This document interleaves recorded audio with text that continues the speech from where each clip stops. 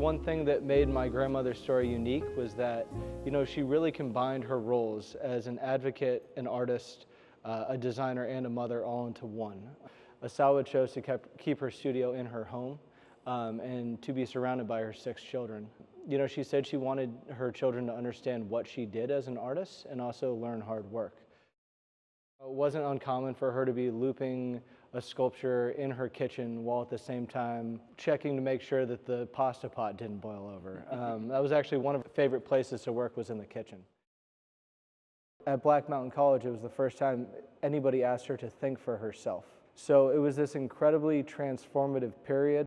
This stamp was the stamp used to mark the laundry. I think it would have been one of those things where she sees this thing lying around for utilitarian use and says, well, what happens if I stamp this on a piece of paper 600 times to create this different pattern? When I initially mentioned this idea to Toby, this light bulb went off in her head and she said, oh my gosh, I know the guy.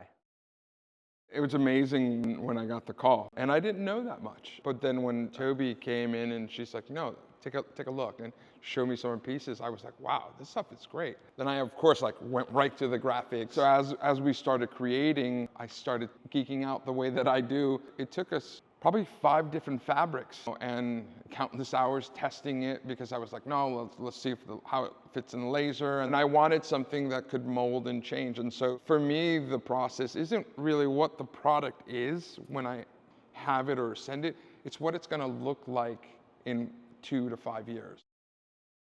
And I see so many connections between the work you do and my grandmother's work. The design element of it, but also to be doing it in kind of a utilitarian material like denim.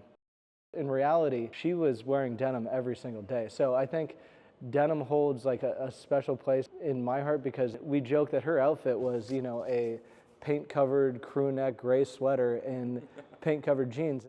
What I love actually speaking to people in present day about her and her work is just, she's so widely known as a wire sculptor, but there's so many layers to her work. Whether it's design in the 1950s, her wallpaper designs, her fabric designs, whatever they may be, are just really, really exceptional works.